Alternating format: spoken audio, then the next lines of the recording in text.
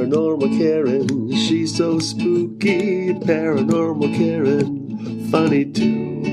Paranormal Karen, she's so spooky. Oh, and did I mention she's funny too? Yeah, cha-cha-cha. Hey everybody, welcome to the podcast, Paranormal Karen. We are talking conspiracies today. And you know, I was never a conspiracy person until I started this podcast. And now I'm a little obsessed. I really like it. And today we're going to talk about the conspiracies of the Denver airport. Yes, I said Denver airport. Hold on to your panties. This is a good one. Before I start, let me do a little housework. May 28th, you can see me at the Throckmorton Theater in Mill Valley, California. June 14th and 15th, you can see me at the Nebraska Comedy Festival. June 17th and 18th, I will be at Zanies in Chicago. And June 20th and 22nd, I will be in St. Charles in Illinois, right about an hour out of Chicago. And I might be ghost hunting at that one.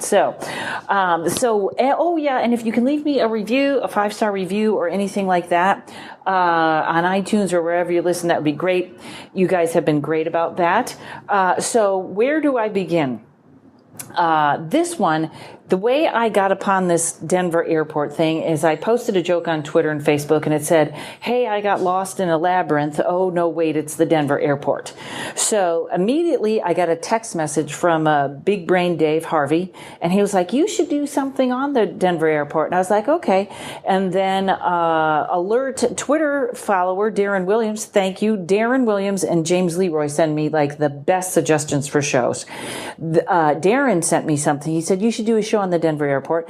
And then my publicist sent me a podcast called Psychic Teachers, and I want to give them a shout out. It's on Blog Talk Radio. It's Deb Bowman and Samantha Fay, and they did a whole show on the Denver airport. It was where I started this.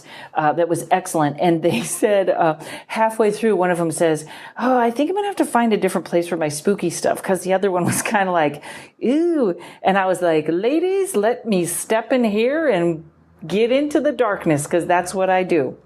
So I have strong feelings about the Denver airport because I fly all over. I know how to fly. I got things down. I hate the Denver airport. And it's funny because I love Colorado. In fact, I always thought LA is getting so expensive. If I ever have to move, I always wanted to look at Colorado. I love everything, the comedy scene, the people. It's just great, but I cannot stand the airport. Everybody knows, you'll hear me call my dog Courage or the Boss, either one of those. That's my little teeny dog. He goes with me. Every airport I go to, if I have an hour between flights, I got that TSA pre, I can run him out. He can go to the bathroom. We run back in. Doesn't make my next flight with plenty of time. Chicago Midway, 10 minutes. What a great airport. Not in Denver. In Denver, you can walk up to someone and say, hey, where's the pet relief area? No one knows. First of all, no one knows. Then when you find it, it's sort of in a parking lot, but not in a parking lot, sort of between floors. It's unbelievably confusing. Not only that is the only airport, maybe here's part of a conspiracy here. That is the only airport where they constantly stop me and there's something in my suitcase, we got to check you out, I got to get the pat down. Only that airport. In fact, one time I got stuck where I had to go into a little room because I didn't pass the hand swab. I don't know what they were talking about, but they said, well, we thought we found ingredients to make a bomb on your hands. So I had to sit in a little room while some woman yelled at me or something. I don't know. Unless the boss is making little bombs I don't know about, whatever. Finally got let loose and I made my plane. Okay.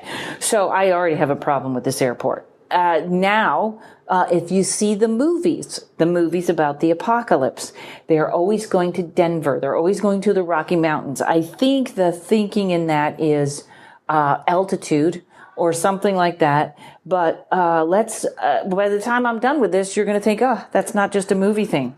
So when everybody told me that to talk about the Denver airport, I thought they were talking about the statue called Blucifer. Okay.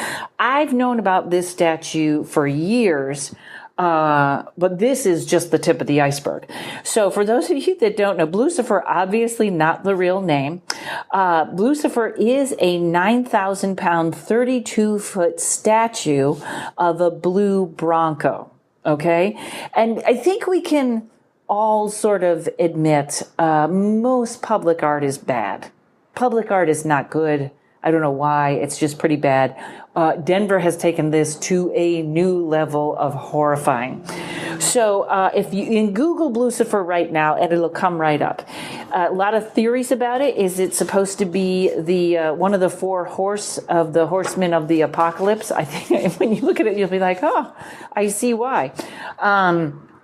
It was commissioned in 1993, and it took 15 years to make. The guy's name was Luis, and I'm going to spell it because not only am I going to hack this name up, but I'm going to hack it up so that you all giggle and put in your own dirty joke. Jimenez. Jimenez or something like that. Okay, I'm just going to call him Luis. The city commissioned a blue Mustang to echo the city's plains and bronco-busting past. That was the original intent, which is funny. I live in Van Nuys. There's an apartment building down the street from me that for some reason they also have a horrifying metal horse statue in the front of the apartment building that I don't think we have a bronco busting past here in Van Nuys. I think maybe maybe it's our tetanus past because it's this old rusty awful thing. I guess I wouldn't mind living there though, because when we were telling anyone to come to your apartment, you'd say, just look for the scary horse. So back to Blucifer. So Blucifer is all blue. It's like a royal blue and the eyes glow. They say it's a red orange. I thought that it was, cause the Broncos, their color is blue and orange, but all the articles that I'm reading and stuff, they're saying the eyes are red. Okay, so that was what they started out, whatever that idea was. There were problems from the start. First of all, the placement of the horse. They put it in the front of the airport so people could see it. But then 9/11 happened, and they didn't want people going slow in the front of the airport, so they moved it far away where no one can see it. Okay.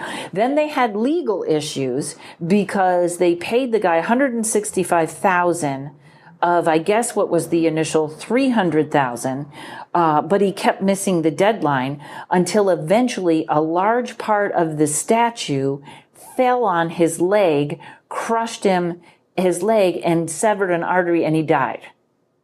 Right? So this guy died when his overly expensive statue fell on him. The total cost of the whole thing ended up being $650,000. Okay.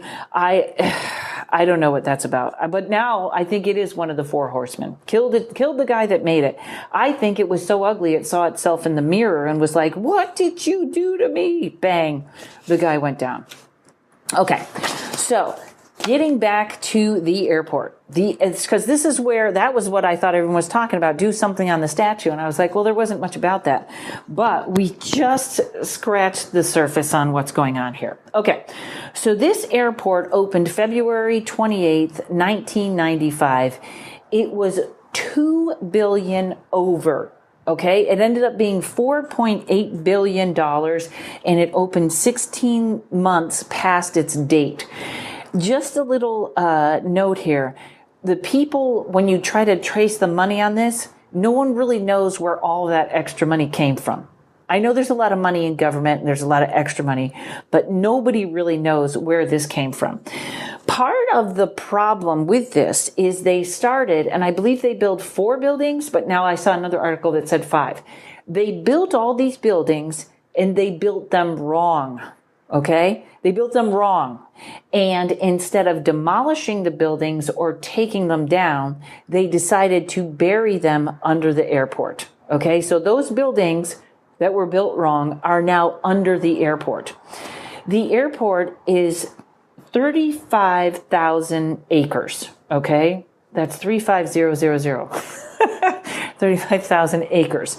Okay? It's twice as large as the biggest airport. any other bigger airport. It would take you an hour to drive the whole thing. I think somewhere else I had a note it was 53 square miles. I don't know what acres are because I'm not a farmer. I know what miles are because I have a GPS. Here's the other thing. The fence around the airport is covered with barbed wire, okay? Which isn't anything crazy, except usually the barbed wire is to keep people out. The way the barbed wire is on the fence in Denver is to keep people in. All right? Pretty interesting, huh? Okay. So now you kind of got a background on the airport. Let's get into, I guess they call them conspiracy theories. I'm going to start with the first ones, which is about the Masons and the Illuminati. So for those of you that don't know, the Illuminati, you kind of hear that all the time.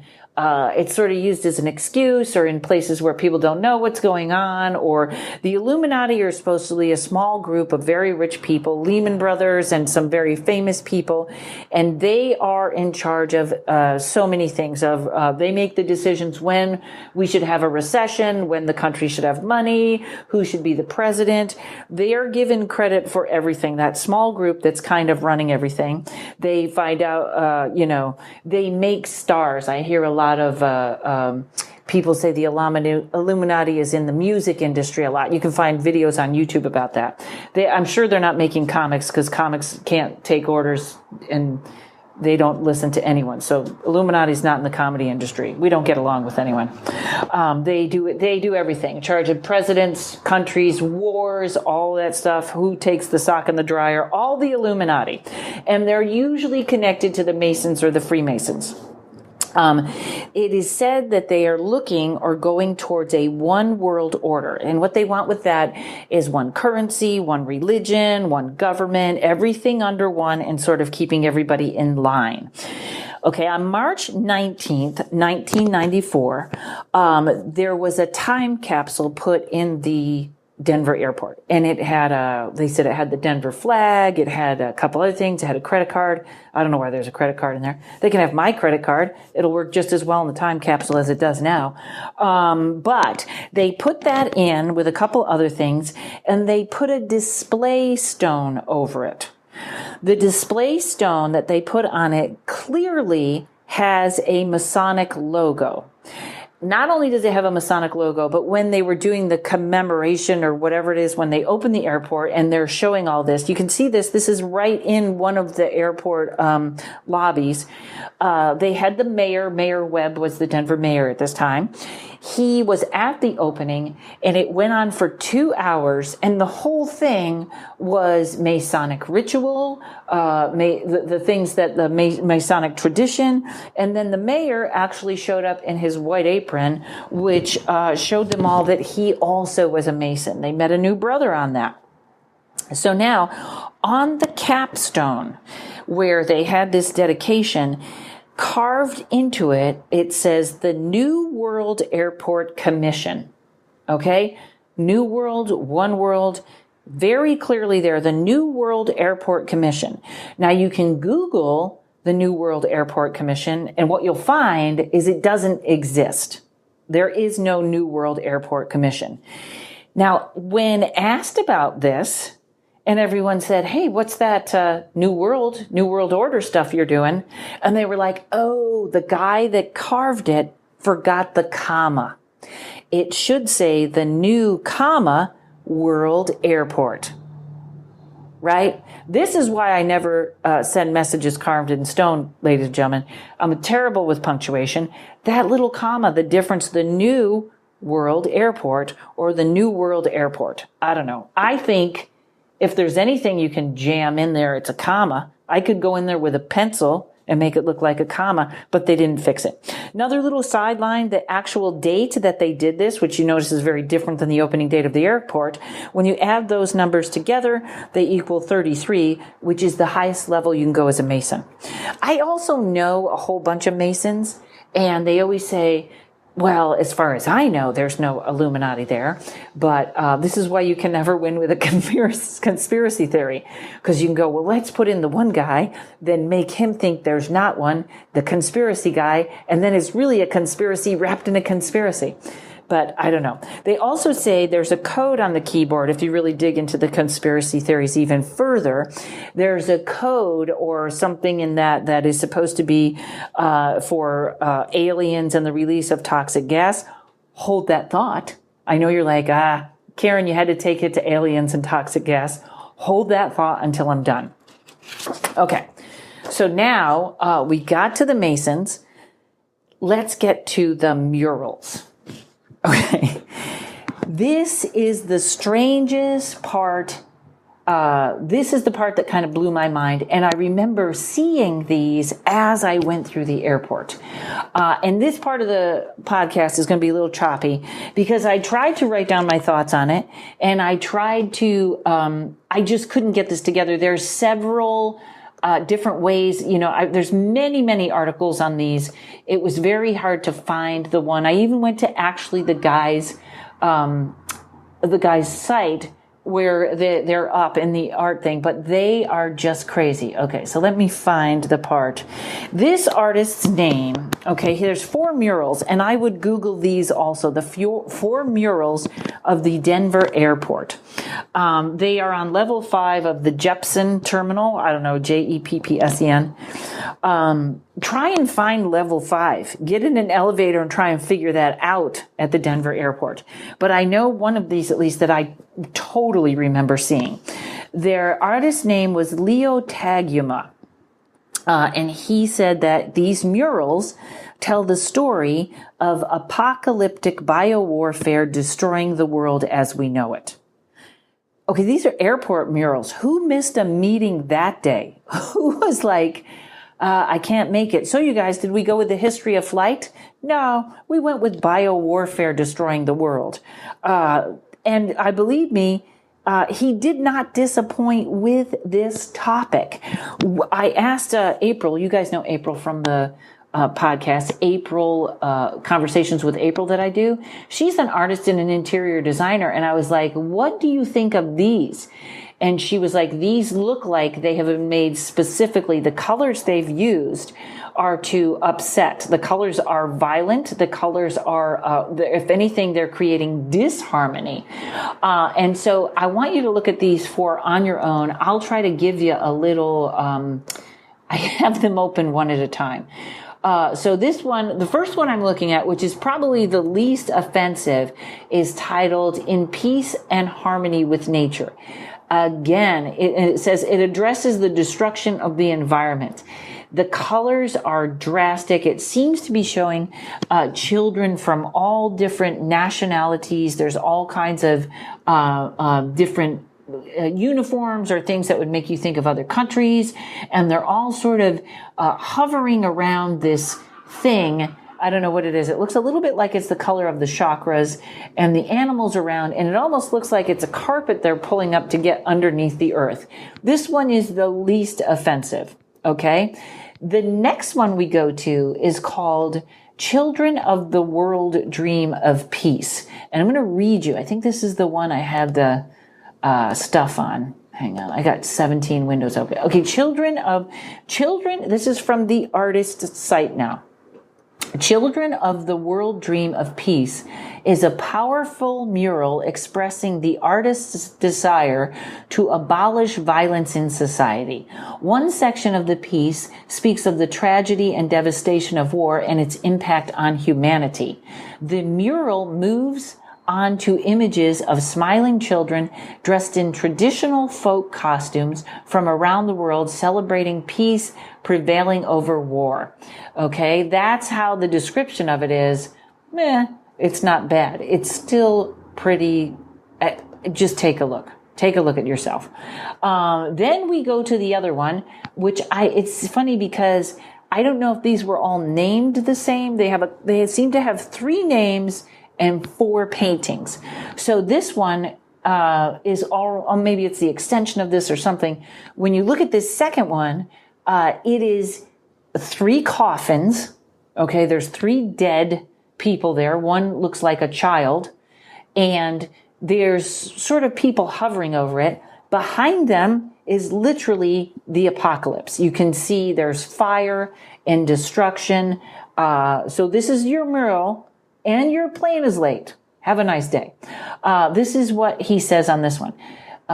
Leo Tamaguas, whatever, in Peace and Harmony. But it references social realist murals of Mexico while addressing the modern theme, the destruction of the environment.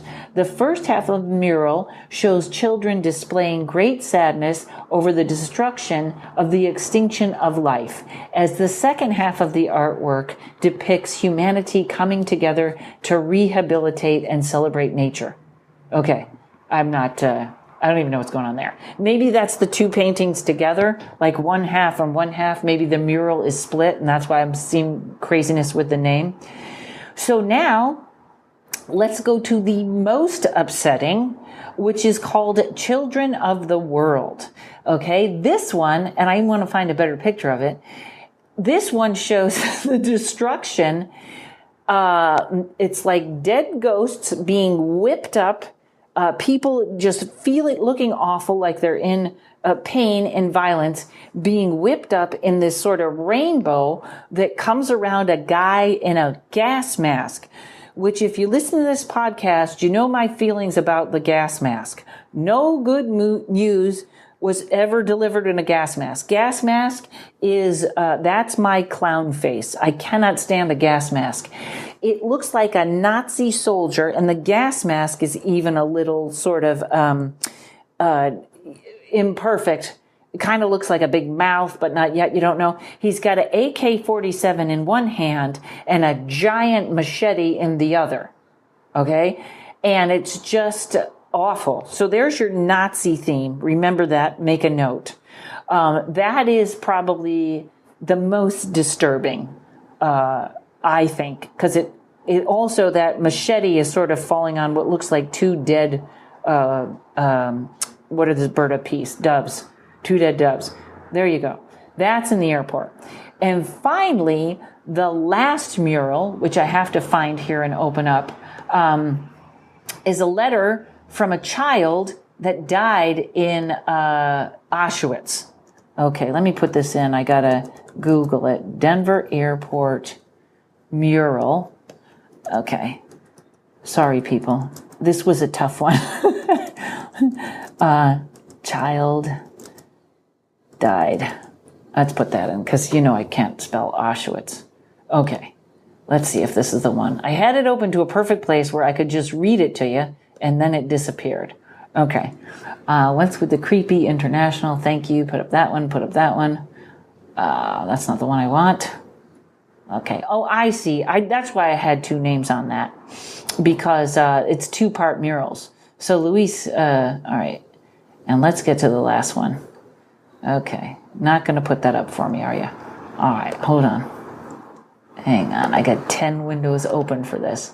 All right. It's from a child who died at Auschwitz, December 18th, 1943. And I have to find the quote on it. This would be a perfect time to learn how to use the pause button on my recorder, but I'm not. Denver Airport art. Okay, let's get it there. All right, people. And then we'll take a break before I have to come back and finish this craziness for you. Okay. You guys have probably already Googled it and have found it. All right, where is it? This one seems a little hidden. We haven't even gotten to the gargoyles yet. All right, I'll tell you what. I'm going to take a break, put in my ad, and then I'm going to read this last one to you. Okay, hang on. We'll be right back. Hey, you guys, looking for a great book? Never Give In to Fear, Laughing All the Way Up from Rock Bottom is the National Indie Excellence Award winner. This critically acclaimed, funny and dramatic memoir describes an emerging stand-up comic's drug-fueled descent into the underworld, escape from human traffickers, homelessness, and ultimate redemption. I promise you guys, this is going to be a movie someday as one of the most inspiring stories I've ever heard. And after I read the book, I bought 20 copies and I sent it to my friends, who then bought 20 copies and sent it to their friends. And if you have not yet karmically received your copy, go to martymac.com and order Never Give In to Fear. I cannot say enough things. You guys know, I don't read. I read this book. I picked it up. I could not put it down. Never Give In to Fear, laughing all the way up from rock bottom at martymac.com. martymac.com. Okay, everybody, I'm back. So, the fourth mural, or I guess it's 3 murals, 2 are together and 1 is from a child. It's a letter from a child who died in Auschwitz. It says, I was once a little child who longed for other worlds, but I am no more a child, for I have known fear. I have learned to hate. How tragic, then, is youth, which lives with enemies, with gallows ropes. Yet I still believe I only sleep today, that I will wake up a child again and start to laugh and play. All right. So that is the end to the creepy murals, which, whatever we're talking about, I don't even know. So you go from the murals to your gargoyles. Okay. There are gargoyles that are in the luggage place where in the baggage area. These were made by an artist named Terry Allen, who met with the airport commission and noticed they had a nun with them. Okay. And he got the idea for putting gargoyles in suitcases. Yep. Go ahead and look that up too.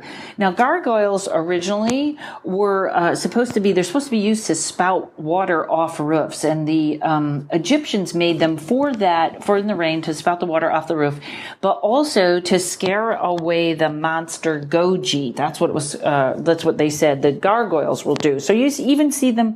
I even see houses around here that have small gargoyles to kind of, I guess it kind of morphed into, scaring off evil spirits, maybe the evil spirits of lost luggage or something. But they say when the place is empty and you look at these, they're just so creepy. They started to freak people out. So religious people started reaching up and putting notes in the suitcases that said things like, you're going to hell, or this is from Satan, or I would put one in that says, where's my luggage? That's what I would do. So those gargoyles just sit in the baggage claim. Another creepy apocalyptic thing. I think I'm done saying apocalyptic. Okay, so now we move into the secret tunnels. That's right. I said secret tunnels, and the wind blew my papers all over. That's how it would be in a horror movie. Secret tunnels. Whoosh. Okay. So, and I'm going to add this on. We're going to talk a little bit about the cracked windshields later.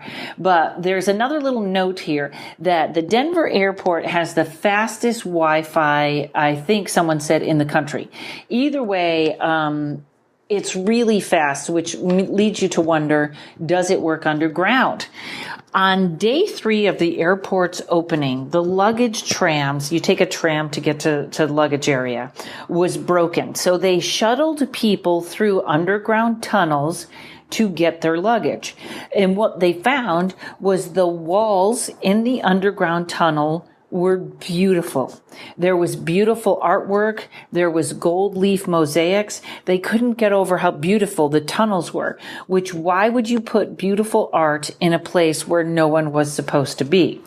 Again, we're getting towards this theory that these underground tunnels or this storage area under the apocalypse is for the rich and beautiful, whatever's going on down there. Some of the guys that worked the construction, they said that these tunnels, when they were going through them to try and build, that they were leading to bunkers. Okay. After many failures, having people, after many failures, this is where the buildings went. The buildings went underground. So after they finally got everything all cleared up, nobody is no longer allowed in those tunnels. They used to give tours, but all of a sudden it's shut off. It's shut off. So the first 5 buildings, and it is 5 in my notes. It was 4 in the beginning of my podcast. It's 5 now. So those 5 massive buildings are probably that were buried underground are probably the bunkers that these tunnels lead to. So there are absolutely secret underground tunnels. Okay, moving on to the next conspiracy. When you fly over Denver Airport, if you're flying at the right angle and you look down, the runway is in the shape of a swastika. Yep. Not kidding. Look at the airports. It's 53 square miles long. It's in the shape of a swastika. Now, for those of you, some of you may already know this. The swastika, before Hitler ruined it, was actually a symbol of peace. He ruined everything.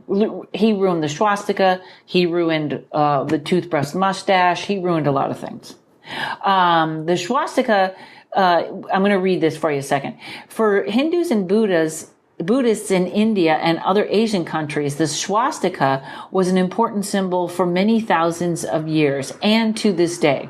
The symbol can be seen in abundance on temples, buses, taxis, and on the cover of books. It was also used in ancient Greece and Rome and can be found in the remains of ancient city of Troy, which exists 4,000 years ago. The ancient Druids and Celts also used the symbol to reflect in many artifacts that have been discovered. It was used by Nordic tribes, and even Christians use the swastika as one of their symbols, including the Teutonic Knights, a German medieval military order, which became a purely religious Catholic order. But why is this symbol so important, and why did Adolf Hitler decide to use it? And then they show many things. The positive days of the swastika. The word swastika is a Sanskrit word meaning it is, well-being, good existence, good luck. However, it is now known under different names because of what happened with the Nazis. They used to show it as if it was broken up into pieces, it was negative, or if it went one way broken up into pieces, it was negative. The other way, it was positive.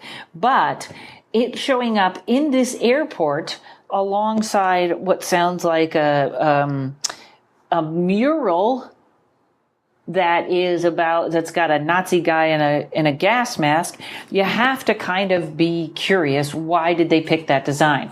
Now, the creators will say that it had to do with the way that Denver Airport is so windy that it blows the wind around, that this is the best way to do it. But either way, the airport, the giant over-expensive airport that has Nazi and Masonic symbols all through, has a runway shaped like a swastika. Okay, so now go back to the Wi-Fi I was talking about. What are they doing there? What is going on? How are they getting Wi-Fi or information in the bunkers? I'm going to read this part here to you. On February 16th, 2007, a strange happening occurred at the Denver airport. Within an hour and a half, 14 aircraft were reported for issues within their windshields. It was unexplained. They all reported issues within their windshields. It was unexplained because some were taking off, landing, and some were even just sitting in place. The NTSB brought in glass experts to inspect the 22 cracked front and side windshields. The Denver Post claimed the weather changes at the time were a variable, and there was some snow and high winds gusting up to 50 miles per hour. However, those are typical weather conditions at Denver International Airport. Not only for the airport, I would think when a plane is flying fast, it's going to deal with more winds than 50 miles per hour. 9 of the airlines were from SkyWest, 4 from Frontier, and 1 from Great Lakes. 55 flights were canceled and few others were diverted. Airplane windshields are heavily reinforced and designed to handle travel at hundreds of miles per hour and even deflect collisions with birds. It's truly bizarre. One theory is that there may have been a power surge while airplanes were connected to their auxiliary power at the airport gates. Windshields are electrically heated and a surge could have somehow weakened them. It's pretty unlikely, but it's the only thing we can think of right now. Whether or not this has to do with the conspiracies, it is up to each individual. Some believe it's tied in, others don't. Okay. You can look that up. Rash of cracked windshields at the airport. Okay. The other theory is that they were doing some sort of electromagnetic weapon testing, which to me, it sounds like that. When you talk about Wi-Fi, you're also talking about messing with the electromagnetic field. I did another podcast about how all our Wi-Fi, electromagnetic field is what we're looking for when we're ghost hunting. We have special equipment that measures that, and it shows when there's too much or there's a spike. So if that is some sort of a weapon, not only could it break things like that, but we're finding now a lot of times when people's houses are haunted, they're sort of having delusions or illusions caused by the Wi-Fi. So the Wi-Fi can really play with you like that. Okay. So that's the windshield Wi-Fi thing. All right. Around the airport, there are large white fuel tanks. They are scattered throughout and thought to be fuel bunkers. Each of them, they're calling them 6 different fuel farms, hold 65,000 gallons of jet fluid, which is said to be way too much to be around an airport, a commercial airport. So there's your other theory that they're ready for anything right there. Also, there are other symbols on the tiles of the airport. There's one that is AUAG. Now that symbol AUAG can sometimes be thought to be the symbol for gold and silver, but it's also connected to the deadly Australian antigen. It's a symbol. That's what they're calling the deadly Australian. I can't read my own writing here. I'm sorry. It's known as the new hepatitis. It's a biological weapon, and it's a symbol for the new hepatitis. So they can go at the airport, they can go, hey, that's just about silver and gold, but actually it's a symbol for biological warfare and the new hepatitis.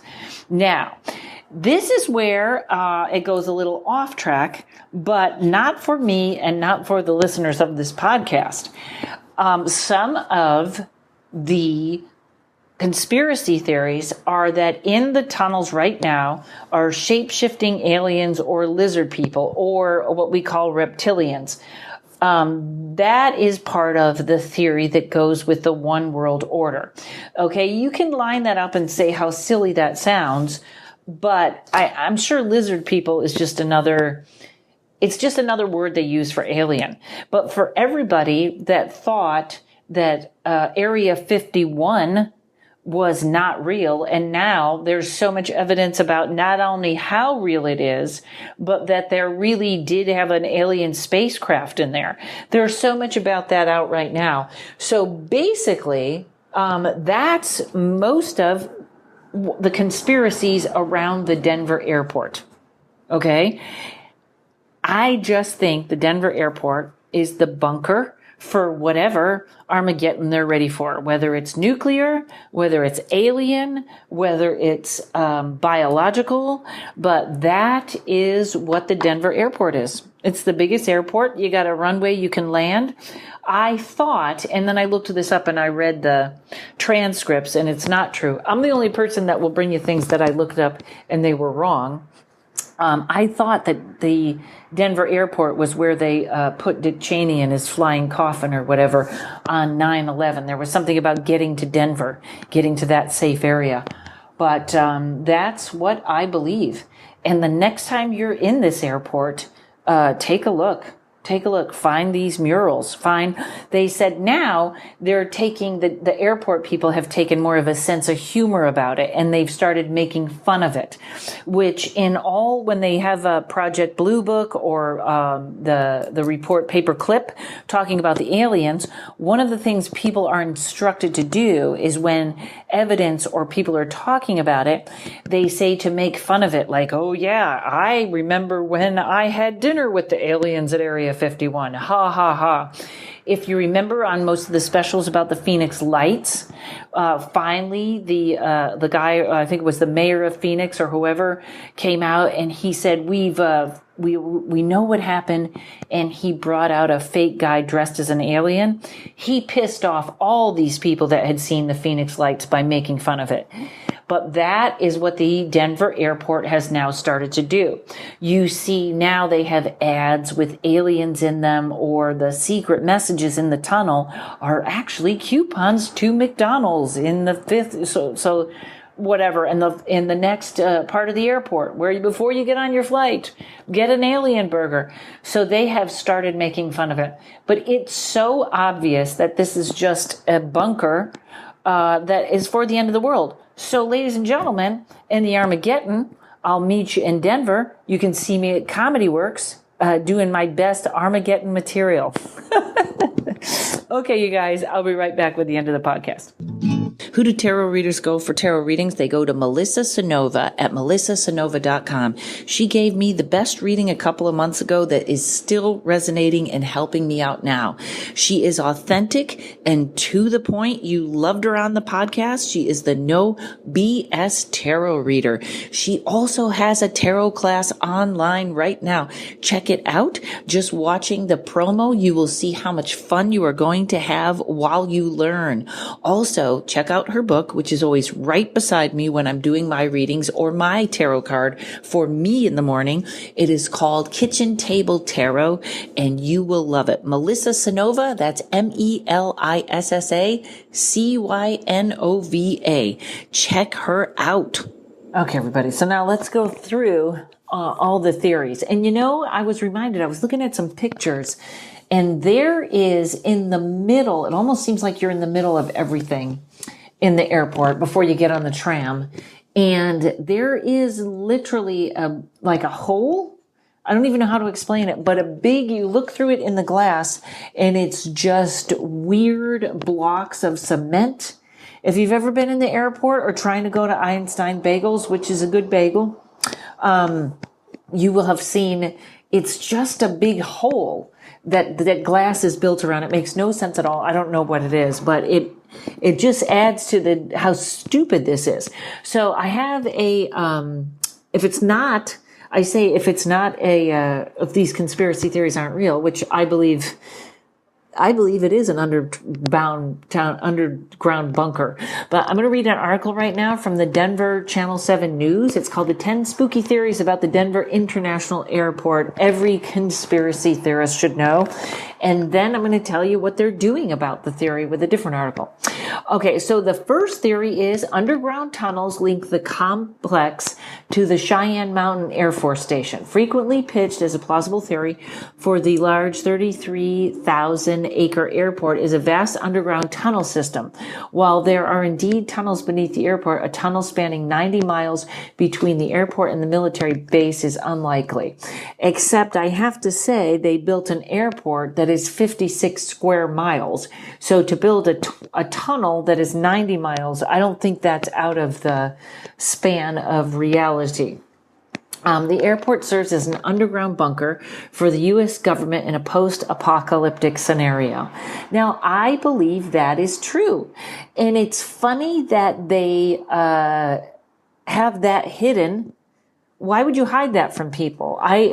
Again, the mysterious underground facilities are a target of those who believe the government has much to hide.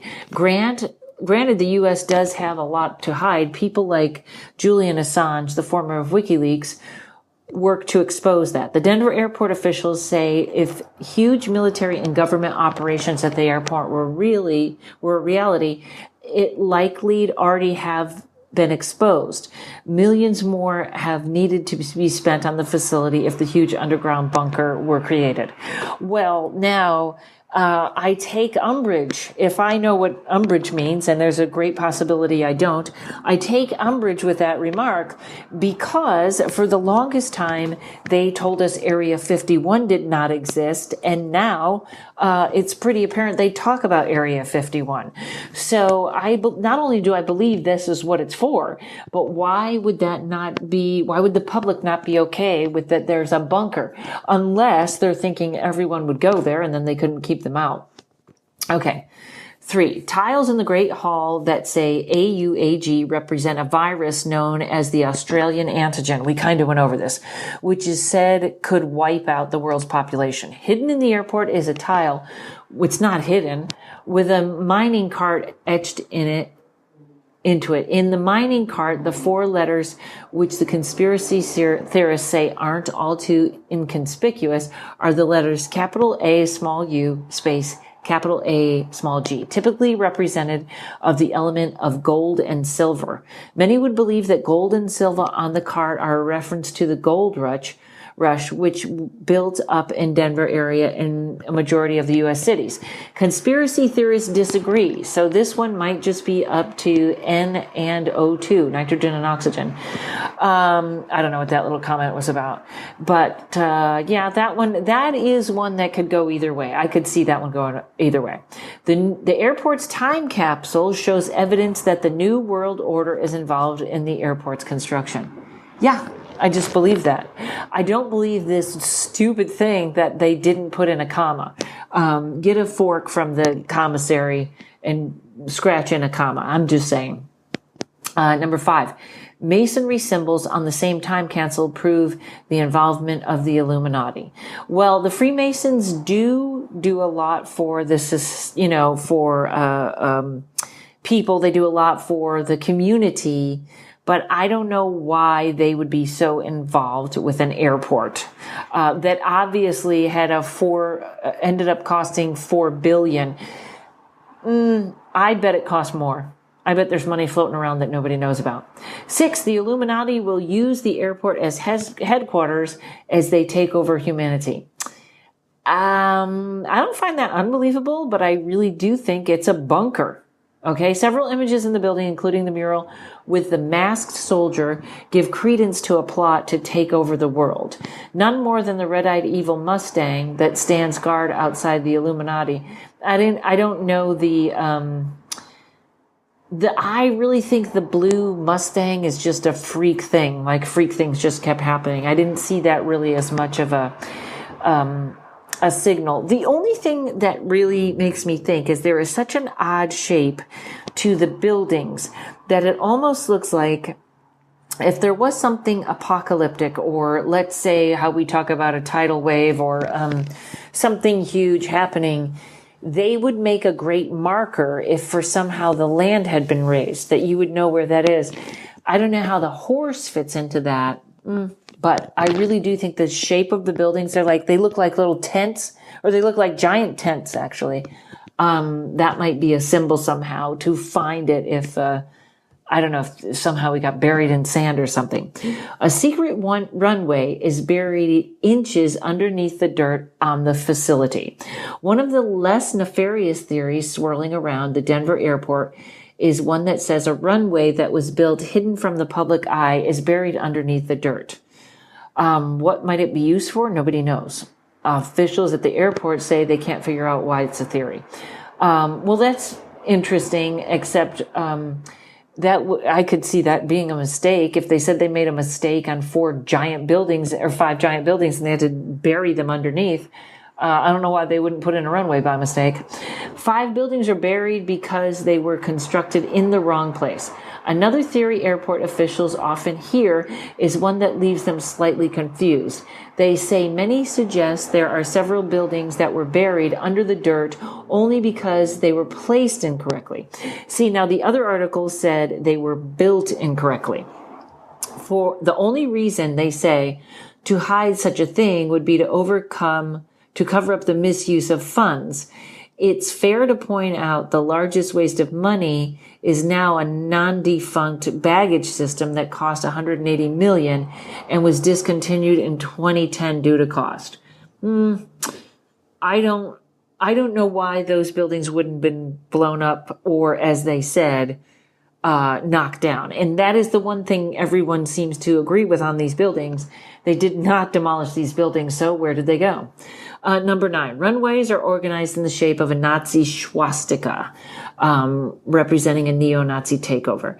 Conspiracy theorists say the image of the airport from space actually harkens back to World War II, one of the most evil groups to exist, the Nazi Party, which eradicated millions of humans just for their religious beliefs. It's true the airport does have a pattern similar to a swastika, with several arms connecting to the main body, but officials say the design is actually just efficient for bringing in traffic to a busy airport, with planes approaching frequently from all angles. It also may be worth mentioning the swastika was used for thousands of years prior to, I covered this, Adolf Hitler's adopting the symbol. For at least 5 millennia, the swastika has been a symbol meaning great fortune and well-being. It's had negative connotations for less than a century. Okay, so you're telling me somebody at the airport that put together the design decided that they were going with the positive meaning to the swastika?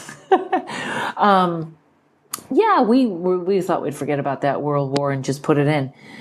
You know, I understand that they can throw that at us, that the whole thing was because of how the planes land. But if that was true, wouldn't there be a bunch of airports in the Midwest with that same design? And I don't know any other. Here's number 10. Lizard people are hiding underneath the airport and will eventually take over the world. An alien lizard race poised to take over the United States and subsequently the world. Does that sound crazy?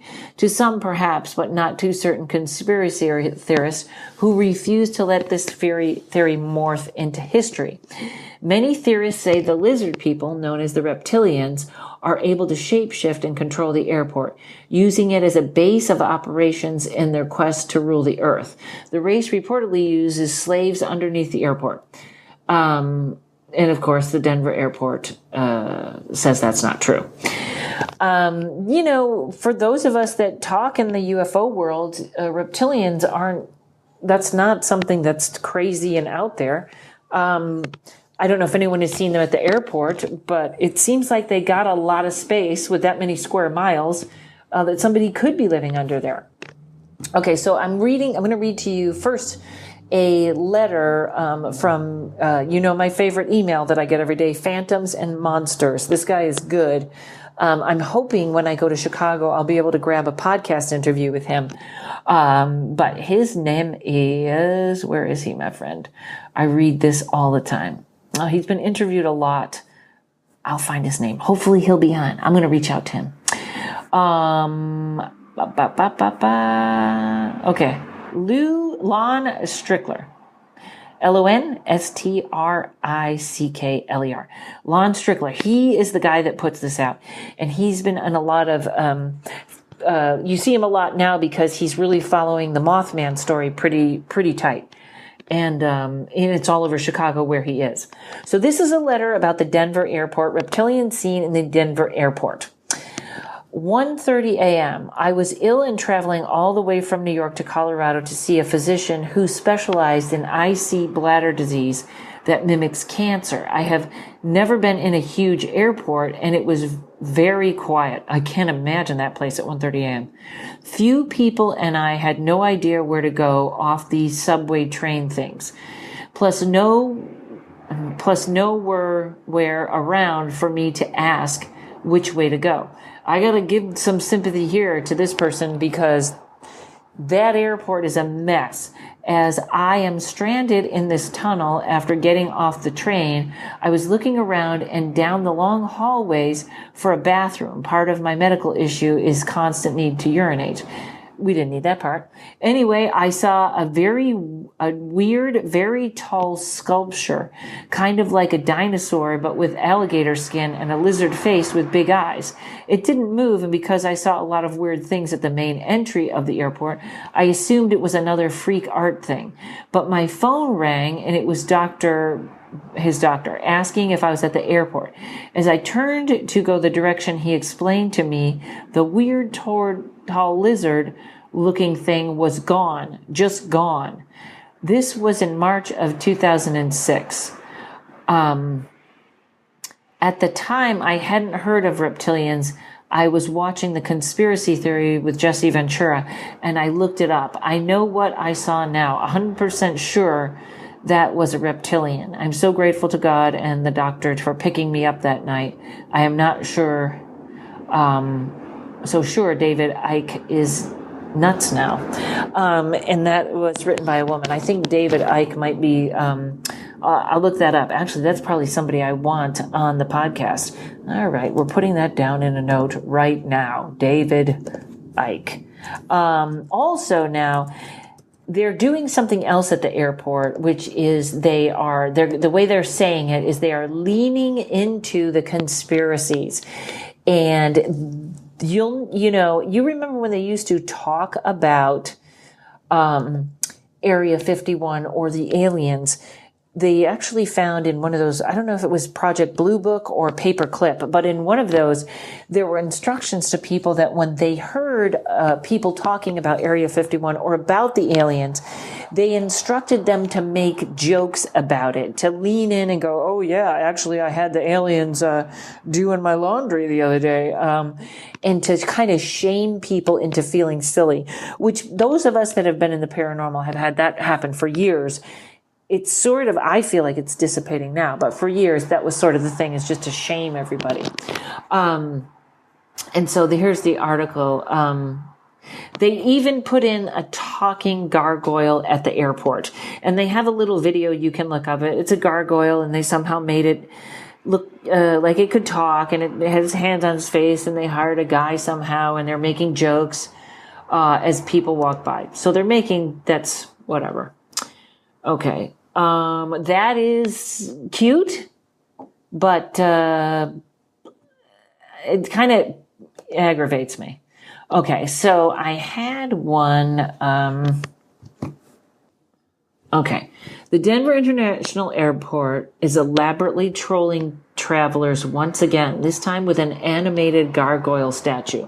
Over the years, this airport, which many people have known, has all kinds of wild conspiracies around it, has done a truly impressive job of embracing chaos. For the latest prank, the airport installed a talking gargoyle statue right in the middle of the Illuminati headquarters, in quotes, to throw shade, tell jokes, and confuse the hell out of travelers. According to the airport, the statue is there to clear the air on the conspiracies, and travelers seem to love it. Okay, so they show a thing about that. And they also had some posters up making fun of this. And, it's when a lot of people remember the stories about the Phoenix Lights. The Phoenix Lights were such an obvious UFO. It was like they were putting on a show. I should see if I can get somebody on the podcast to talk about the Phoenix Lights. All these people in Phoenix, it was like the whole city had seen this light show that obviously was UFOs. And everyone was so confused and wanted to know what was going on. And then I believe it was the mayor decided to come out in a serious way and say, we now know what happens. And then he had a guy dressed in an alien suit come out, and the press laughed and giggled. And you know what? The city of Phoenix turned on him. They were like, this is something we're very concerned about, and you're making fun of it. So we'll see what happens at the Denver airport. But so that's my show on the Denver airport. If you have any stories or you know of anything I missed, please send it to me. I found this very fascinating. And the next time I go in there, I'm going to try and get some pictures. I should start a Facebook page or something so I can put all this stuff up for you. So everybody, thanks for listening to the podcast. Next week, I got another great episode with Jessa Reed. Jessa Reed was talking to the aliens, and she was like, I'm coming back. And I was like, please, this is a safe space for you anytime. Thanks to Mike Flynn at Uno Rising Media. Thanks to all you guys. Please continue to send me your ghost stories or conspiracies or whatever you got. Thanks, James, Leroy and Darren for submitting Big Brain Dave. I got more to come. Thank you, everybody. Have a great day or whatever you're doing. We'll see you next week.